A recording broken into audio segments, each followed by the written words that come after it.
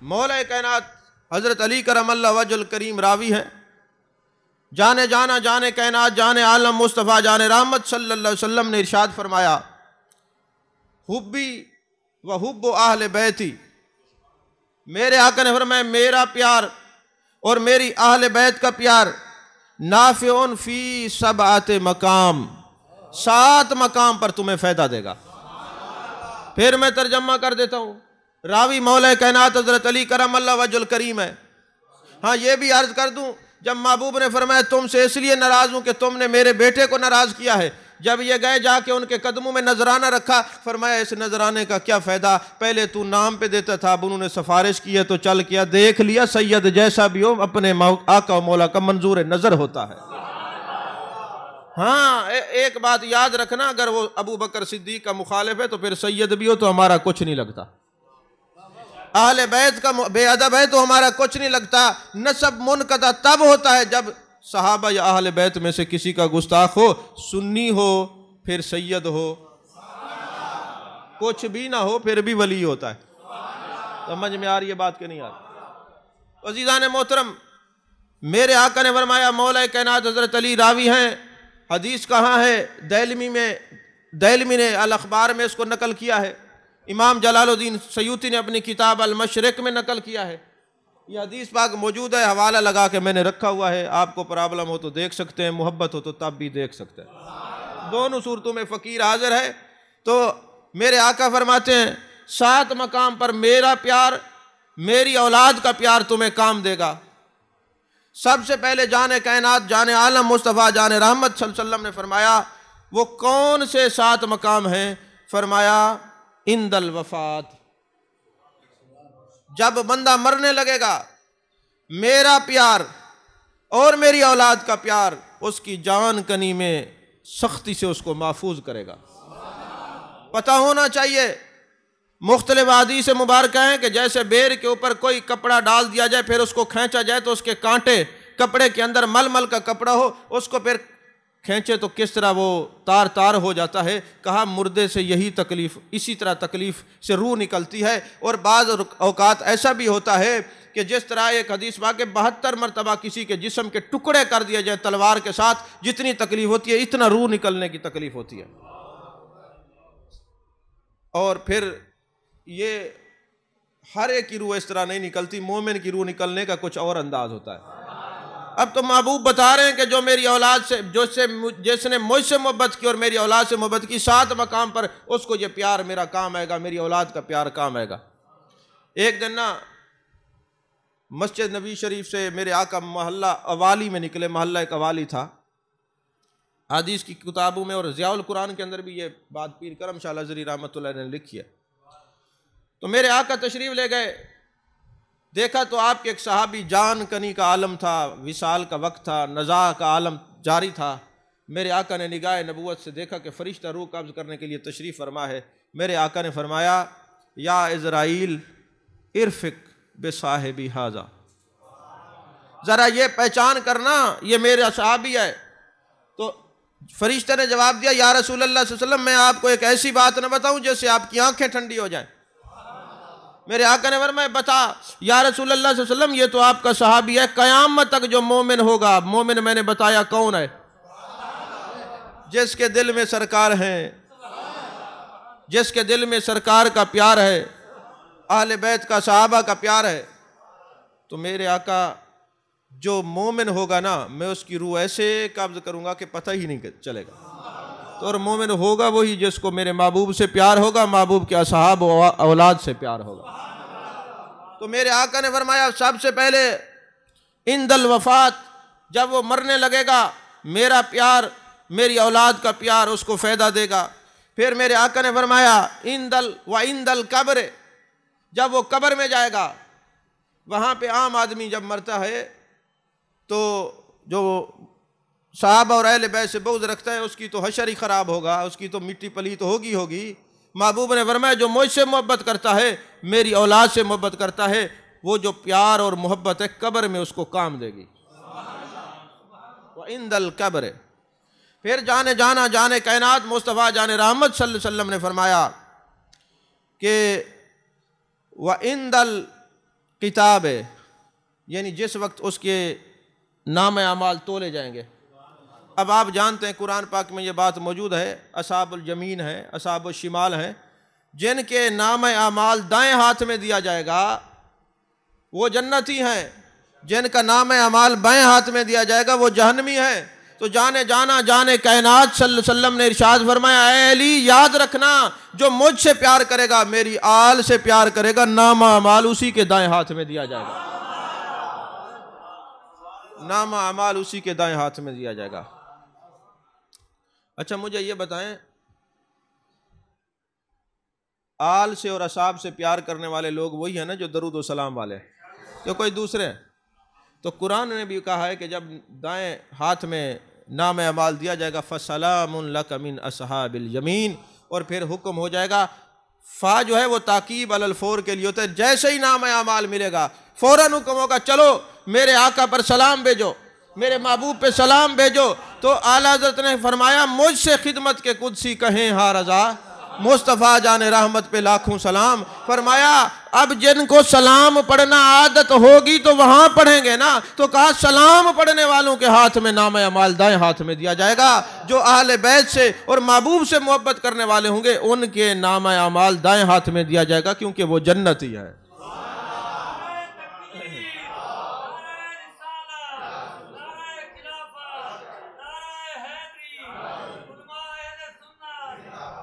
और हदीस पाक के अंदर ये बात मौजूद है, मेरे आका करीम सल्लल्लाहु अलैहि वसल्लम ने, हज़रत अनस बिन मालिक रज़ी अल्लाह ताला अन्हु रावी हैं, कि जब नाम अमाल दाएं हाथ में दिया जाएगा वो सहीफ़े की सूरत में होगा, उसके ऊपर सब कुछ लिखा होगा, लेकिन उस सहीफ़े का उन्वान क्या होगा? हुब्बु अली,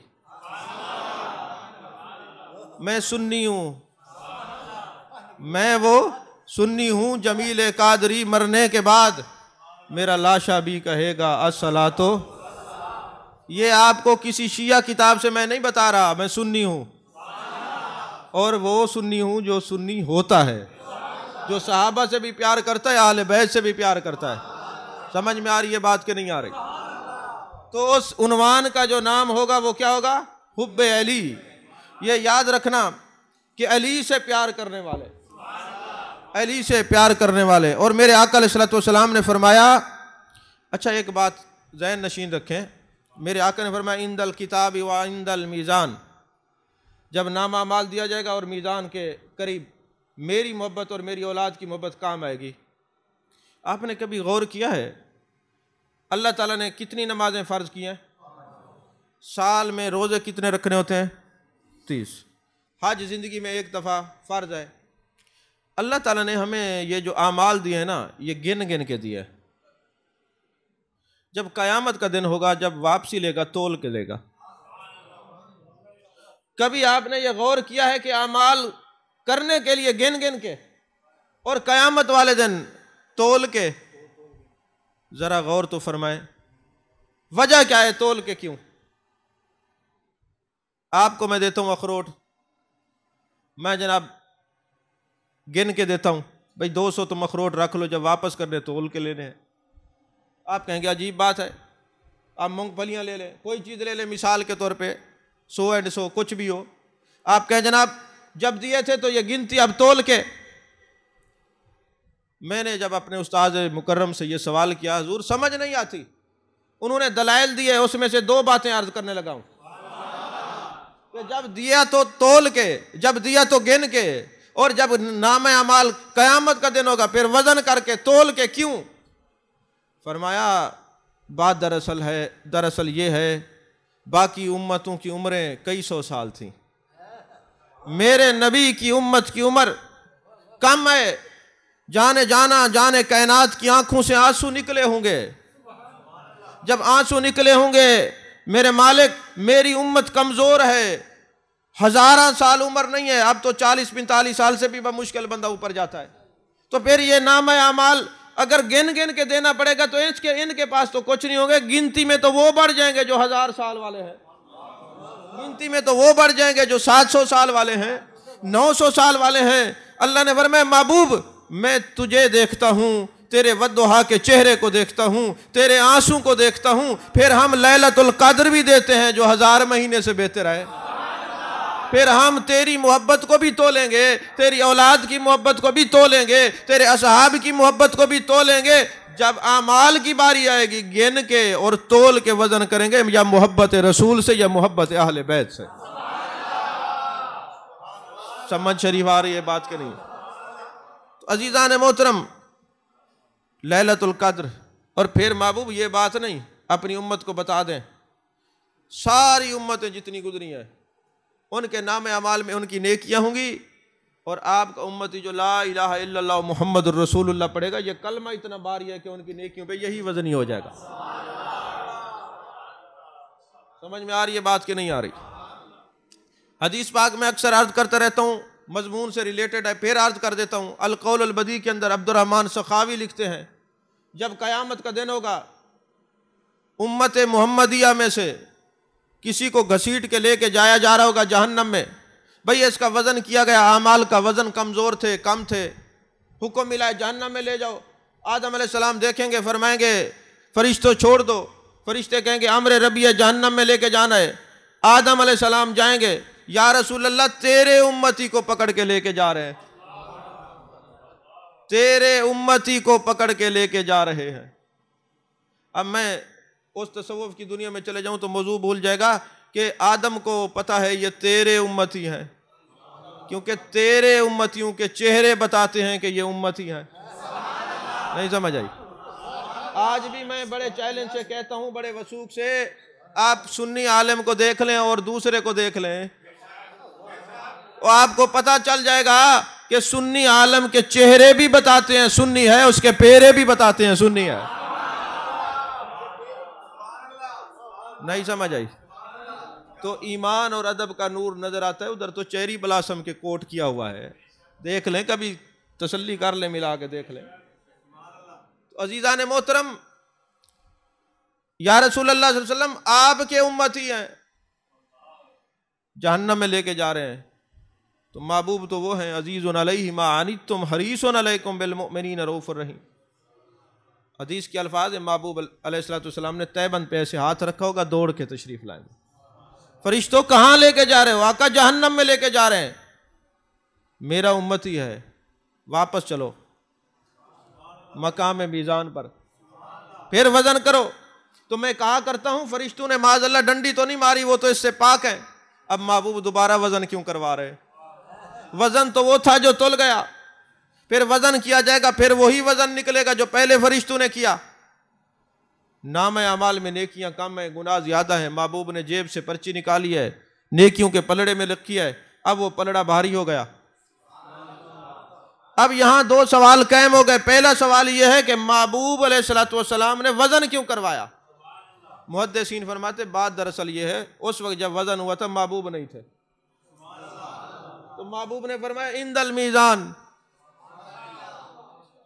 आप अभी तक नहीं पहुंचे मैं जहां लेके जाना चाहता हूं, उस मकाम तक नहीं पहुंचे जहां मैं आपको लेके जाना चाहता हूं, जरा समझें। अभी महबूब नहीं थे तो फरमाया जहन्नम में ले जाओ, क्योंकि कानून है वमा कान अल्लाहु लियुअज़्ज़िबहुम व अंत फ़ीहिम। महबूब जहां आप होंगे मेरा अजाब नहीं होगा, अजाब वहां होगा जहां आप नहीं होंगे। आपको नहीं समझ आई? आज वो मिंबर पे बैठे ऐसे रूह खींचेंगे जहन्नम में, वो बिच्छू होंगे, फलां होगा। वो नाइजीरिया के बंदर टीवी पे रो रहे होते हैं। मैंने कहा तुम्हारे ज़रूर होंगे, क्योंकि तुम हुब्बे मुस्तफ़ा और हुब्बे आले मुस्तफ़ा से खाली हो ना, तुम्हारे तो होंगे ना। क्योंकि महबूब कब्र में आएंगे, तुम्हें तो पढ़ाया गया थे, हमें पढ़ाया गया हैं। वो तुम्हारा थे तुम्हें डबोएगा, हमारा हैं हमें तैराएगा। नहीं समझ आई? अब इतनी बात तो आपको भी समझ आनी चाहिए ना, रोज तकरीरें सुनते हैं। और तो कहेंगे ना मा कुंत तकूलु फी हाज़ा रजुल, वो कहेंगे वो तो थे माज़अल्लाह, तो ये फिर कौन है? तो उनके मुल्ला उनका बेड़ा गर्क कर चुके, हमारे उलमा बता चुके तू जिंदा है वल्लाह, तो जिंदा है वल्लाह, मेरी चश्मे आलम से छुप जाने वाले। और फिर हमारे उलमा बता चुके कि जब फरिश्ते पूछे माँ कौन तकूलु फी हाज़ा रजुल, तो कहो मर के आया हूँ इस दिल रुबा के वास्ते। अरे मर के आया हूँ इनको पाने के लिए, इनकी ज़ियारत के लिए। वो कहते थे हमने बताया है, हमने सुना है, हमने पढ़ा है, अब हैं हमें तैराएगा, थे उनको डबोएगा। तो इसलिए उनका रोना भी जायज़ है, उनके रोने को भी जायज़ नहीं करता। क्यों जी? तो फरमाया कि कब्र में अब मकाम मीज़ान पे महबूब फरमाएंगे दोबारा वज़न करो, वज़न होगा, वज़न कम होगा। फरमाया इसलिए वज़न कराया है, अब कम भी होगा तो महबूब खड़े हैं ना, कानून है कुरान का। अच्छा यहाँ कानून है महबूब, जहाँ आप होंगे अजाब नहीं होगा, वहाँ बदल जाएगा। मुझे तो एक बात पढ़ के ना वाजिद आता है, वो क्या, कौन तुम खैरा उम्मा, महबूब तेरी उम्मत सारी उम्मतों से आला। ये कैसे हो सकते? अल्लाह फरमाते ला तब्दील ले कालिमात अल्लाह, मेरी बात तो बदली नहीं होती। यहाँ फरमाए आला, वहाँ का लितर मारो इसको, नहीं समझे? जो मुझे अल्लाह फरमाता है ऐ महबूब तेरी उम्मत आला, सबसे आला, तो आला क्यों है? सबसे औला व आला हमारा नबी। तो ये आला बनी है उस नबी की वजह से।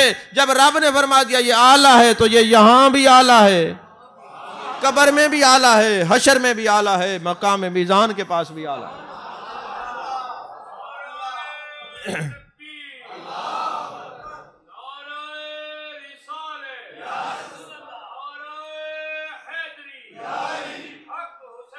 या हुसैन, समझ में आ रही है बात के नहीं?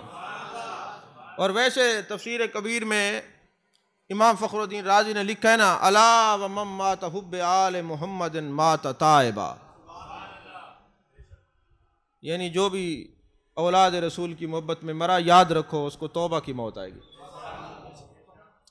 तो अब मेरे आका अलैहिस्सलातु वस्सलाम ने जलवा गरी है, अब जहन्नम का हुक्म नहीं मिला, आपने पर्ची निकाली। जब पर्ची निकाली, सवाल ये पैदा होता है जो हमने दरूद पढ़ा था वो तो तुल गया, ये कौन सा दरूद है जिसमें महबूब ने पर्ची निकाली? अच्छा हदीस पाक है, तर्जमा कर रहा हूँ, महबूब ने फरमाया लुंडा दरूद ना पढ़ा करो, दुम कटा दरूद ना पढ़ा करो। यह हदीस है। या रसूल अल्लाह, ये लुंडा, दुम कटा, ये मुख्तसर, ये कौन सा दरूद है? फरमाया जिसमें मेरे ऊपर तो दरूद हो, आले मोहम्मद पर दरूद ना हो। पूरा मुकम्मल दरूद ये है जिसमें मोहम्मद सल्लल्लाहु अलैहि वसल्लम और आले मोहम्मद पर दरूद हो, अत्फ के साथ फिर असाब पर भी हो, अज़वाज पे भी हो, फिर आगे पढ़ सकते हैं। तो अब जनाबे वाला महबूब ने वो पर्ची निकाली, या रसूल अल्लाह सल्लल्लाहु अलैहि वसल्लम ये कौन सा दरूद है? फरमाया ये वो दरूद है जब तुम सबसे अलहदा बैठ कर आंसू बहाकर मेरी मोहब्बत में सिर्फ मेरे लिए पढ़ते थे। वो जो दरूद तुम ऐसे पढ़ते थे वो तो तुल चुका, जो मेरे लिए पढ़ते थे मैंने संभाल संभाल के आज के दिन के लिए रखा हुआ है, आज के दिन के लिए संभाल संभाल के रखा हुआ है। और फिर जब पर्चा खोलेंगे लिखा होगा अल्लाहुम्मा सल्ली अला मुहम्मदिन व अला, बस ये वजन नाम अमाल में वजनी करने के लिए यही जुमला काफी है। तो महबूब ने क्या फरमाया? सबसे पहले इंदल वफात व इंदल कब्र व इंदल किताब व इंदल मीज़ान, कितने हो गए? और फिर महबूब अलैहिस्सलातु वस्सलाम ने फरमाया व इंदल हिसाब। मेरे महबूब ने फरमाया अली याद रखना, जिसके दिल में मेरी मोहब्बत होगी, मेरी औलाद की मोहब्बत होगी, फरिश्ते उससे हिसाब किताब सख्त नहीं लेंगे, उससे हिसाब सख्त नहीं लेंगे, उससे नरमी से हिसाब लेंगे। वैसे मैं अक्सर ये बात बताता रहता हूँ, जो भी उलमा आते हैं स्टेज में, तो स्टेज पर तो मैंने बहुत कम बयान किया, वैसे जब भी बड़े से बड़े आलिम हमारे पास तशरीफ़ लाते हैं तो उनको मैं किताब दिखाता हूँ जिसको मैंने 14 साल तलाश किया है। 14 साल। अभी एक तसव्वुफ़ की किताब एक मंगवाई है जो 50,000 पाकिस्तानी, एक किताब एक जल्द 50,000 में पड़ी है, आप ज़ौक़ देखें। और फिर वो तसव्वुफ़ है, उसमें तसव्वुफ़ है, पता चलता है तसव्वुफ़ है। अभी उसका मैंने तर्जमा भी करना है मज़ीद आसान करके इंशाअल्लाह। तो 14 साल तक हम उस किताब की तलाश में रहे, सिर्फ 2 बातें तलाश करने के लिए। वो कौन सी 2 बातें मैंने सुनी थी? हज़रत अल्लामा मौलाना मंजूर अहमद फैज़ी रहमतुल्लाह अलैह उस्ताद मुकर्रम की ज़बानी आपने फरमाया, हज़रत अब्दुल्ला बिन अब्बास रावी हैं, मेरे आका ने फरमाया सुन्नी के चेहरे को देखना भी इबादत है। इस एक हदीस को तलाश करने के लिए 14 साल हमने कोशिश की, उस किताब को ढूंढा। और दूसरी बात जो है ना वो ये कि अबू नसर साइग एक बहुत बड़े बुजुर्ग हैं, बहुत बड़े शेखुल हदीस हैं, सारी ज़िंदगी लोगों को हदीसें पढ़ाई हैं। वो फरमाते हैं एक दिन मैं कब्रिस्तान गया, ये उसी किताब में है, इसके अलावा बाद में है। असल जो माखज़ है उसी किताब का है। इमाम लाल कई जो 418 हिजरी के इमाम है, अब 1445 हिजरी चल रही है, अंदाज़ा लगाएं 1000 साल पहले के मुहद्दिस है।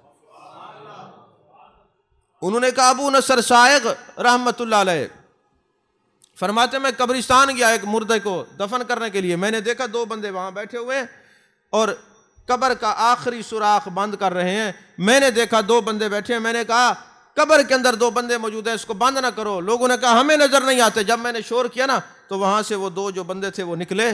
जब निकले तो मैंने कहा तुम्हें अल्लाह और उसके रसूल की कसम है, बताओ तुम कौन हो। उन्होंने मुंह मेरी तरफ नहीं किया।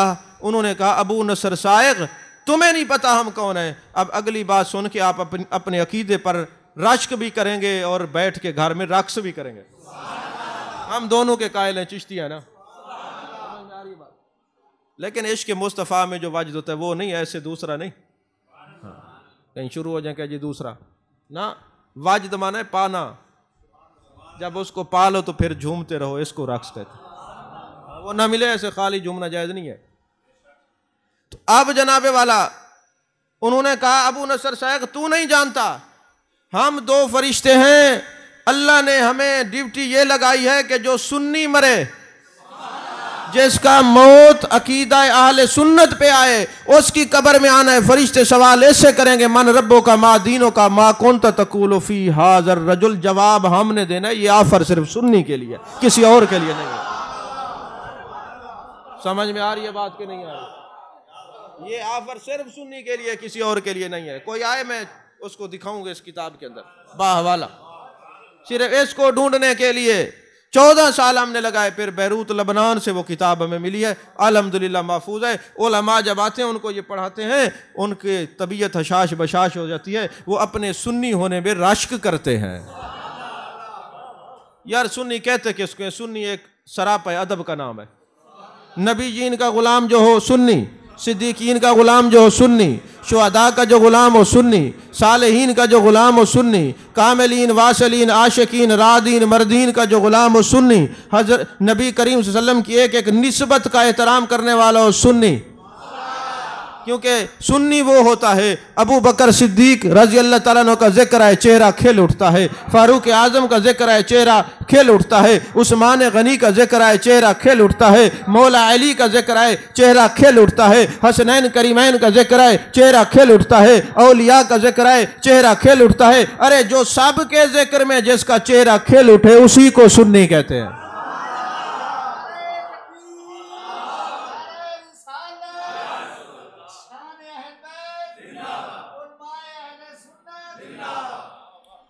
समझ में आ रही है बात के नहीं आ रही? और फिर एक हदीस बाग भी आपके गोश गुजार करूं।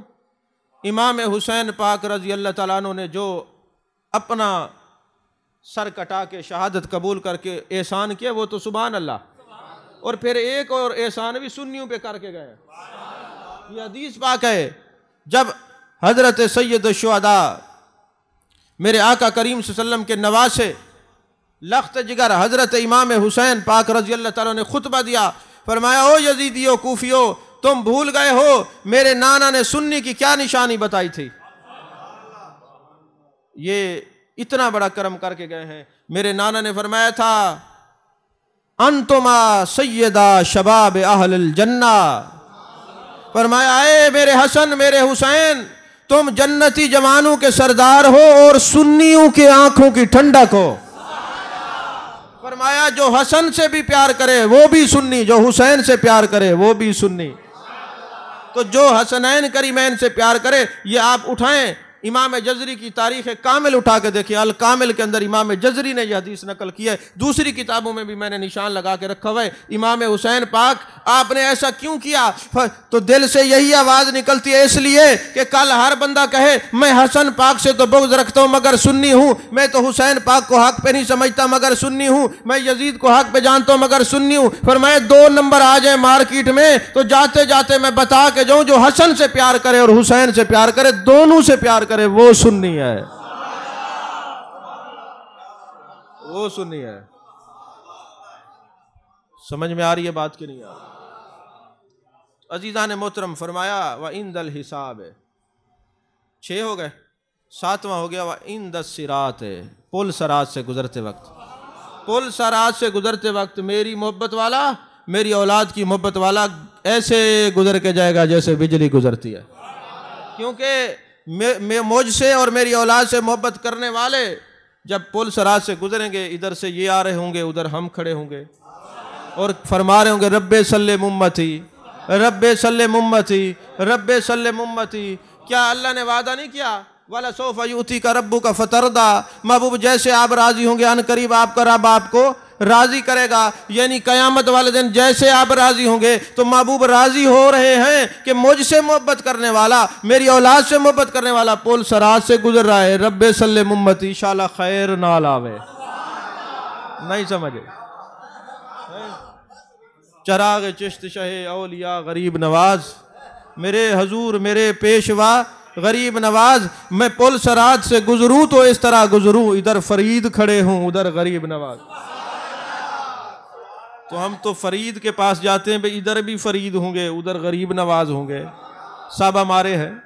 तो मेरे आका फरमाएंगे सबसे बड़े गरीब नवाज तो महबूब है ना, हैं जी। फरमाएंगे रब्बे सल्ले मुम्मती, रब्बी सल्ले मुम्मती, अय अल्लाह मेरी उम्मत को खैर से गुजार, खैर से गुजार। तो महबूब ने फरमाया हुब्बी व हुब्बु अहले बैती, मेरा प्यार और मेरे अहले बैत का प्यार तुम्हें इन 7 मकामात पर आसानी से लेके जाएगा। ये वो होलनाक मनाजिर होंगे, वो मकामात होंगे, नफ्स नफ्सी का आलम होगा, हर किसी को अपनी पड़ी होगी। लेकिन इन मकामात पे जो ये कहता है कि हर किसी को अपनी पड़ी होगी और महबूब को इनकी पड़ी होगी, जिनके अंदर ये निशानियां होंगी, 7 मकाम पे महबूब ऐसे हाथ से पकड़ के ये मकामात तय करवा देंगे। क्योंकि मुझसे मोहब्बत की है, अलमरो मा मन अहब्बा, जो जिससे मोहब्बत करता है उसी के साथ होता है। समझ में आ रही है बात कि नहीं आ रही? तकरीर खत्म हो गई, 2 बातें और अर्ज करके गुफ्तगू खत्म। समझ आ जाए तो एक ही बात काफ़ी होती है, एक ही जुमला काफ़ी होता है। हज़रत इमाम हुसैन पाक रज़ी अल्लाह ताला अन्हु जब करबला के मैदान में मौजूद थे, सैयद की तरबियत और खून पर बात कर रहा हूँ। सैयद के खून में वफ़ाई वफ़ा होती है, सैयद के लहजे में वफ़ाई वफ़ा होती है, ये खून रसूल का असर है। उस पर एक बात अर्ज़ करके गुफ्तगू ख़त्म कर रहा हूँ। हज़रत इमाम हुसैन पाक रज़ी अल्लाह ताला अन्हु करबला के अंदर खुतबा दे रहे हैं। उस खुतबे में आपके भाई हज़रत इमाम हसन पाक के साहिबजादे कासिम बिन हसन भी मौजूद है, हज़रत इमाम हसन मुसन्ना भी मौजूद हैं। अब एक बात इल्मी है, उलमा गौर फरमाएंगे। हमें और आपको ये बताया जाता है कि सिर्फ इमाम ज़ैनुल आबिदीन बचे थे करबला में, हज़रत इमाम हसन के बेटे इमाम हसन मुसन्ना भी थे। उनका नाम क्यों नहीं लेते कि तबीयत में खराबी है ना, गड़बड़ है। इमाम हसन से जो बुग़्ज़ है इसलिए उनके बेटे का नाम नहीं लेते, वरना इमाम हसन मुसन्ना भी करबला में थे, वो भी लौट के आए थे। हाँ जी। अब चूंकि टॉपिक ये नहीं है, वो तो फिर एक ताकीकी, सारे ताकीकी बैठे हूँ तो आपके सामने तो ऐसे बीन बजाने वाली बात है। अब वो जनाबे वाला इमाम हसन मुसन्ना, इमाम हसन पाक के साहिबजादे भी हैं, कासिम बिन हसन भी हैं, हज़रत अली असगर भी हैं, मेरे आका हुसैन के 3 भाई भी साथ हैं। अब मेरे इमाम हुसैन पाक ने सबको इकट्ठा किया और फरमाया देखो यजीद मेरे खून के प्यासा है, वो मेरे खून पीकर अपनी प्यास को बुझाना चाहता है, तुम अपने बारे में जो फैसला करना चाहो कर सकते हो। सबसे पहले हज़रत इमाम हसन पाक के बेटे हज़रत कासिम खड़े होते हैं और एड़ियों के बल खड़े होकर अर्ज़ करते हैं, चचा जान हमें आपके साथ वफा का सबक पढ़ाया गया है। हम अपने बाप हसन के बाद सब कुछ आपको समझते हैं। याद रखना, अली असगर अली अकबर बाद में जाएगा, आपके शहजादे बाद में जाएंगे, सबसे पहले आपके भाई हसन का खून आपसे वफा करके बताएगा कि वफा होती क्या है। वो वफा करके बताएगा वफा होती क्या है। और सबसे पहले वही गए। फिर आपने अपनी घरवाली हजरत बीबी शाहरबानो रजी अल्लाह ताला अन्हा, जो ईरान के बादशाह की शहजादी थी, तो हजरत इमाम हुसैन पाक ने फरमाया, चूँकि औरतें कमज़ोर होती हैं, तो एक बादशाह की शहजादी अगर चाहे तो मैं तुझे वापस भेज दूँ।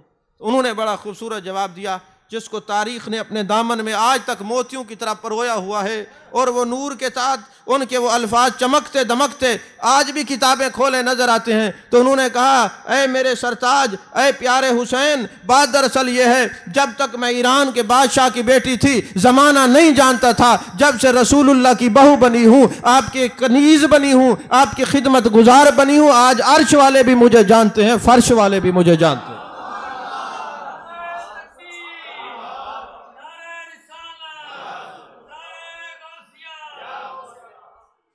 अर्श वाले भी जानते हैं, फर्श वाले भी जानते हैं, मैं सब कुछ लुट जाए मैं आपको छोड़ के नहीं जा सकती। तो उनके जो भाई थे हज़रत अब्बास थे, उन्होंने भी कहा। इसके बाद जनाब दूसरे जो आपके भाई मौजूद थे, एक का नाम अबू बकर है, एक का नाम उमर है, एक का नाम उस्मान है जी। उन्होंने भी कहा कि हमें तो ये नाज है, आप जैसे हमारे भाई हैं। अब देखें, खून का फ़र्क होता है। हज़रत मौला अली के 18 फरजांद हैं, 18 शहजादगान हैं, उनमें 2 सैयद हैं, हज़रत हसनैन करीमैन अल हसन वल हुसैन सैयदा शबाब अहलिल जन्नह। अब ये मोहम्मद बिन हनफिया भी भाई हैं हज़रत इमाम हुसैन पाक के। मोहम्मद बिन हनफिया क्यों कहते हैं? कभी आपके जहनों में ये सवाल है कि मोहम्मद बिन अली होना चाहिए, मोहम्मद बिन हनफिया क्यों है उनका नाम मोहम्मद बिन अली, लेकिन हनफिया कबीले में शादी हुई थी, इसलिए उन्होंने पहचान के लिए नाम रखा। तो एक दिन कोई ऐसी बात हुई, मोहम्मद बिन हनफिया और इमाम हसन पाक की किसी बात पे शक्कर रंजी हो गई, किसी बात पे इख्तलाफ हो गया, भाई हैं, इख्तलाफ हुआ ना। तो मोहम्मद बिन हनफिया से इमाम हसन पाक फरमाने लगे, मैं जा रहा हूँ नाराज़ हो के, तुम्हें नहीं मिलूंगा, तुम्हारे घर नहीं आऊँगा। तो जब वो चले गए तो जो मोहम्मद बिन हनफिया के साथ बैठे हुए थे, उन्होंने कहा, देखा जी, उन्होंने ये बात की, कहा ये सैयदा का खून है, ये खून रसूल सल्लल्लाहु अलैहि वसल्लम है। मैं जानता हूं ये नाराजगी के सबब से तो कुछ कह देते हैं, दिल से नहीं नाराज होते। वाहिद सैयद का दिल है जिसमें नाराजगी और कीना नहीं होता, उसमें सिर्फ मोहब्बत ही मोहब्बत होती है, तो ये नाराज नहीं होते। हाँ, मैं एक चट बेचता हूं, एक रुक्का बेचता हूं, देखना जूती नहीं पहनी होगी सीधे आ जाएंगे मेरे पास। अब उन्होंने खत लिखा, बंदा लेके गया, इमाम हसन मुजतबा ने पढ़ा, जूती नहीं पहनी, आके मोहम्मद बिन हनफिया को सीने से लगा लिया, माथे का बोसा लिया। उन्होंने कहा, हजूर वाला हुआ क्या है? मोहम्मद बिन हनफिया बताएं तो सही। उन्होंने कहा, मैंने लिखा एक बात हमारी मुश्तरक है, वो ये है कि तू भी अली का बेटा है, मैं भी अली का बेटा हूं, लेकिन दूसरी बात यह है कि तू रसूलुल्लाह का नवासा है, कोई और हो नहीं सकता। कायनात में हसन भी एक है, हुसैन भी एक है। और दूसरी यह है कि सैयदा तैयबा ताहिरा आबिदा आलिमा फाजिला कामिला रादिया मर्दिया खातून जन्नत सलामुल्लाह अलैहा का तू बेटा है, ये भी तेरी शान है, मैं हो नहीं सकता। और आपके नाना जान ने यह कहा है कि अगर कोई शकरंजी हो जाए भाइयों में, तो जो पहले पहल करेगा, सुलह करेगा, वो जन्नत में पहले जाएगा। तो आने को मैं भी आ जाऊं, मैं चाहता हूं आप बड़े हैं, आप पहले जन्नत में जाएं, आए मुझे मना लें ताकि जन्नत में आप पहले जाएं। समझ में आ रही है बात कि नहीं आ रही? आ जाए मुझे मना लें ताकि पहले जन्नत में आप जाएं। यही वजह है कि सैयद सुलह करने में पहल करते हैं, क्योंकि इनकी ये विरासत है। समझ में आ रही है? लोग इसको मजबूरी समझें तो उनका अपना मुकाला है, वैसे इनकी विरासत है। इसके बाद जनाबे वाला हजरत इमाम हुसैन पाक जब शहीद हो गए, भाई शहादत की जो बात है, मैं इतना इसके अंदर दर्द है, मुझसे नहीं बयान होती। फिर आपके सर अक़दस को नेज़े की नोक पे लोगों ने सुना कुरान पढ़ते हुए। अब हम कहें हुसैनी है, वो नेज़े की नोक पे कुरान पढ़ें, हम नरम बिस्तरे पे कुरान न पढ़ें, तो फिर कोई अकीदा हमें भी तो देखना चाहिए। हमारी मोहब्बत कैसी है, इश्क कैसा है। तो हज़रत इमाम हुसैन दमिश्क के बाज़ार में गए, वहाँ करबला, कूफा के बाज़ारों में फिराया गया, वहाँ करबला, और हज़रत इमाम ज़ैनुल आबिदीन की दाढ़ी मुबारक काली थी, काली दाढ़ी मुबारक थी। लेकिन इतने सितम और इतने हालात ऐसे हो गए कि हज़रत इमाम ज़ैनुल आबिदीन की रीश मुबारक सफ़ेद हो गई मदीना आते आते। अब किताबें तो उठा के देखें, इतने यजीद ने वो जुल्मत के पहाड़ तोड़े। जब यजीद की दरबार के अंदर इमाम हुसैन पाक के सर मुबारक को ले जाया गया तो वहाँ ज़ैद बिन अरकम रज़ी अल्लाह ताला अन्हु बैठे हुए थे। यजीद पलीत ने एक छड़ी इमाम हुसैन के होंठों पे रखी। वो ज़ैद बिन अरकम तड़प गए और कहने लगे, बेहया तुझे शर्म नहीं आती? ये वो होंठ हैं जहाँ रसूलुल्लाह होंठ रख के बोसा दिया करते थे। सादात की अजमत को कोई अबू हुरैरा के मानने वाला हो तो वो जाने ना। जब एक जनाजे से वापस आए, हज़रत इमाम हुसैन पाक थके हुए हैं, बैठते हैं इमाम हुसैन, हज़रत अबू हुरैरा दस्तार उतार के उनके कदमों को साफ करते हैं। उन्होंने कहा, आप ये क्या कर रहे हैं? मेरे नाना के जय्यद सहाबी हैं। फरमाया, कोई शक नहीं, मैं सहाबी हूँ, लेकिन अगर हसन और हुसैन की अजमत जो मैंने सरकार से सुनी है बता दूं तो लोग ज़मीन पे आपको चलने भी ना दे, कंधों पे उठा के रखें। वो हसनैन करीमैन। अब हज़रत इमाम ज़ैनुल आबिदीन जब आए ना तो दाढ़ी मुबारक सफ़ेद थी, जब गए थे तो छोटी छोटी दाढ़ी थी और काली थी, फिर वही दाढ़ी सफ़ेद हो गई। तो एक दिन ऐसा हुआ कि वो शिमर जिसने पानी बंद किया था, मुख्तार सकफी ने, उसकी फ़ौज ने जब उनको पकड़ा, एक एक को सजाएं दी, तो वो शिमर दौड़ता दौड़ता मदीने आ पहुँचा और मदीने के करीब हज़रत इमाम ज़ैनुल आबिदीन, असल इबादत करने वालों का सर का ताज, वो इमाम ज़ैनुल आबिदीन तशरीफ़ फरमा है, अपने हुजरे के अंदर नमाज पढ़ रहे हैं। अब ये शिमर दौड़ता हुआ आया है, सांस उसको चढ़ा हुआ है। इमाम ज़ैनुल आबिदीन बैठे हैं मुसल्ले के ऊपर, अल्लाह का जिक्र कर रहे हैं, तिलावत कलाम मजीद पढ़ रहे हैं, तिलावत फरमा रहे हैं। जैसे शिमर के चेहरे पे नज़र पड़ी, नज़रें झुका ली। शिमर ने कहा, मेरे पीछे फ़ौज लगी हुई है, मैं प्यास से मर रहा हूँ, मुझे पानी पिलाएं। हज़रत इमाम ज़ैनुल आबिदीन उठे, कुरान पाक को रखा और एक प्याला पानी का भर के लाए और शिमर को पिला रहे हैं। तुम क्या जानो आले बैत की क्या शान है। शिमर सोचता है ये तो ज़ैनुल आबिदीन है, मुझे नहीं पहचाना।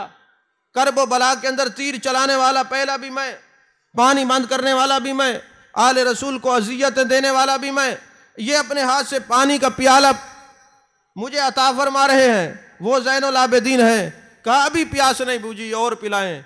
शिमर ये सोच रहा था शायद मुझे पहचाना नहीं। दूसरा प्याला पिलाया, फिर पूछा और पीना है? जी पिला दें। 3 प्याले इमाम ज़ैनुल आबिदीन ने उसको पिला रहे हैं जिसने करबला में पानी बंद किया था, उसको पिला रहे हैं जिसने पहला तीर चलाया था। उस शिमर ने जब बाहर निकला, वो शर्म से, नदामत से, पसीने से शराबूर हो गया। फिर जाता है दरवाजे पे, कहता है, अय ज़ैनुल आबिदीन, आपने मुझे नहीं पहचाना? आपकी आंखों से आंसू आ गए। फरमाया वो मंजर सामने आ गया जब अली असगर पानी मांग रहे थे, वो मंजर सामने आ गया जब अली अकबर प्यासे दुनिया से जा रहे थे, वो मंजर सामने आ गया कि जब हमारे खैमे के अंदर जितनी मुकद्दस बीबियां थी पानी मुयस्सर नहीं था। हुसैन पाक उसी तरह जनाब प्यास की हालत में, मेरे अब्बा जान दुनिया से चले गए और हम प्यास करते रहे, प्यास करते रहे। तुमने पानी बंद कर रखा था, लेकिन आज जब तू आया मेरी नजर पड़ी तो मैंने कहा उस वक्त हम तेरे घर में आए थे, तूने सलूक किया था। आज तुझे पता चले खानदान नबूवत के दर पे दुश्मन भी आ जाए तो वो क्या सलूक करते।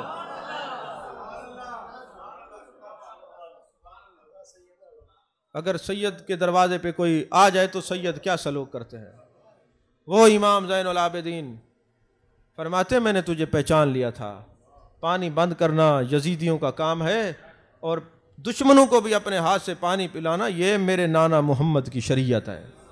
इमाम ज़ैनुल आबिदीन फरमाते, ये मेरे नाना जान की शरीयत है, ये उनका तरीक़ाकार है। उस वक्त तुम्हारे पास आए थे वो इमाम ज़ैनुल आबिदीन। कोई और करबला का आया दुश्मन, आपने 1000 बकरियां दी, कहा पहचाना नहीं, कहा पहचाना है, लेकिन क्या करूं, दुश्मनों पे करम करना ये सादात का वतीरा है। अच्छा यारो मुझे एक बात तो बताओ, सैयद दुश्मन पे इतना करम करते हैं तो दोस्तों पे कितना करम करते होंगे? हाँ जी, जो जो पानी बंद करें, जो अजियतें दें, तकलीफें दें, तो ये खून तो उनसे भी वफा करता है, तो जो इनसे मोहब्बत करे उनसे कैसी वफा नहीं करेंगे? उनसे तो फिर यही वफा होगी कि कब्र में इंदल वफात भी करम करेंगे, इंदल कब्र भी, इंदल किताब भी, इंदल मीज़ान भी और इंदल सिरात भी, हर जगह ये करम करेंगे, क्योंकि ये हैं करीम, इनकी आदत सिर्फ करम है और कुछ भी नहीं है। लेकिन एक जुमला भी कहते जाऊं सरे दस्त, तो इनको इज्जत, इनको अजियत भी तो यजीदी दिया करते हैं, दूसरे देते ही तो नहीं ना। नहीं समझ आई? मुझे बताएं कि हजरत जुनैद बगदादी का जो किस्सा है, वो पहलवान है। अब वो वाक़या पूरा मैं सुनाऊं तो वक्त खत्म, मैंने पहले कह दिया बात आखिरी है। अच्छा आप इजाजत देते तो फिर अर्ज कर दूं, थक गए तो फिर बात एक जुमले में ख़त्म कर देता हूँ। भाई जुनैद बगदादी पहलवान है। अच्छा बाद लोगों ने इसका इनकार भी किया इस वाक़े का, तो ये ना कहें कि मुझे पता नहीं मैं सुना गया, मुझे ये भी पता है कि बाद ने इनकार किया। तो अगर कोई इनकार वाला बैठा है तो करता रहे, यहाँ तो इकरार वाले बैठे। नहीं समझ आई? यहाँ तो इकरार वाले बैठे हैं। तो जुनैद बगदादी बादशाह का पहलवान है। ऐलान होता है बगदाद के अंदर कोई है जो इसका मुकाबला करे, कोई उसके मुकाबले में नहीं आता। एक सैयद हैं, कमज़ोर हैं, जिस्म दुबला पतला है, कई दिनों के घर में फाके हैं। सैयद के खून में ये बात शामिल है, भूखा मर जाएगा, सवाल किसी को नहीं करेगा। क्योंकि ख्वाजा हसन बसरी फरमाते मैं इनकी खिदमत में रहा हूँ। किसी ने पूछा हसन बसरी तू सादात की खिदमत में रहा है, इनका तरीका क्या है? उन्होंने कहा तुम ये बताओ सब्र शुक्र की तारीफ़ क्या है? कहा मिल जाए तो खा लो, ना मिले तो सब्र करो। कहा ये तो जानवरों का काम है, कुत्ते बिल्ली को भी तो ऐसे ही सब्र शुक्र है ना, उसको मिल जाए तो कुत्ते बिल्लियां खा लेते हैं, वरना वो भी तो चुप ही रहते हैं। कहा खानदान नबूवत क्या है? उन्होंने कहा खानदान नबूवत का वतीरा ये है जब ना मिले सब्र करते हैं, मिल जाए तो लोगों में तकसीम फरमा देते हैं। अब सैयद है तो खाने के लिए कुछ नहीं है, कई दिनों के बच्चे भूखे मर रहे हैं। ऐलान होता है बादशाह वक्त का, जो मेरे जुनैद बगदादी से कुश्ती करेगा, जीत जाएगा उसको 10,000 इनाम दिया जाएगा, हार जाएगा 5,000 इनाम दिया जाएगा। शाह साहब सुन रहे थे, उन्होंने कहा चलें कोई बात नहीं, लोगों से सवाल करने से बेहतर है इसी पहलवान के साथ लड़ाई कर लेते, कुश्ती कर लेते हैं। हार जाऊंगा तो चलो 5,000 तो मिलता है, बच्चे तो भूखे नहीं मरते। पहुंच जाते हैं बादशाह वक्त को, कहते हैं मुझे टाइम बताओ, जिस दिन दंगल होगा उस दिन हम आएंगे। फिर दंगल होगा तो फिर पीर मंगल भी होगा ना, फिर हम अपनी अजमतों का इजहार करेंगे, बताएंगे। तो 5,000 मुझे एडवांस दे दें, मैंने अपने बच्चों की खिदमत करनी है। लेके चले गए। जब वो वक्त आया जिस दिन कुश्ती थी, सारे बादशाह को कहते हैं हमने पहले कहा था वो नहीं आएगा, लेकिन आप वहां पे पहुंचे। अब जुनैद बगदादी को 20 लोग तैयार करवा रहे हैं, ये तो सैयद हैं, जो आपने तयबंद बांधा हुआ था उसी को जनाबे वाला टैट किया और कुश्ती के लिए तैयार हो गए। जैसे हजरत जुनैद बगदादी आए ना, आंखों से आग निकल रही है कि कौन है जिसने मेरे मुकाबले के लिए मुझे चैलेंज किया है। आप देखते ना आज भी जो दुनियादार होते ना, कुछ ज़्यादा हैसियत आ जाए तो छोटा बंदा चैलेंज कर दे तो वो नस्लों तक नहीं बोलते। उन्होंने कहा मैं इतना बड़ा पहलवान और इसने मुझे चैलेंज किया। जब आए ना तो ऐसे हाथ पकड़ा, दबाया ना, तो सैयद ने कहा जुनैद मुझे पता है तू पहलवान है मगर आशिक रसूल है, मुझे पता है तू पहलवान है मगर तू सादात के से मोहब्बत करने वाला है। याद रखना जब मैं ज़मीन पे गिर जाऊं ना, ये घुटना मेरे सीने पे ना रखना, क्योंकि इस सीने को अलम नशरा वाले सीने से निस्बत हासिल है। नहीं समझ आई बात आपको? मैं सैयद हूं, मेरे ऊपर कदम ना रखना, घुटना ना रखना। अच्छा अक्सर सादात के लोग मुरीद है ना, तो जो वो नाफरमानी करते हैं उनको ये नहीं पता होता कि नाफरमानी के अंदर हमारा नुकसान कितना है। जैसे एक शाह साहब थे, उन्होंने अपने एक मुरीद को कहा आओ मुझे पाँव के साथ ना मुझे मेरी थकावट दूर करो, मुझे लताड़ो। उसने कहा हजूर, आज के दौर का मुरीदों का जैसे आजकल फिर है, उन्होंने कहा हजूर मैं नापाक और पलीत अपना पाँव आपके जिस्म पे रखूं? उसने कहा ज़बान पे तो रख दिया है। नहीं समझ आई बात आपको? मैंने क्या कहा है?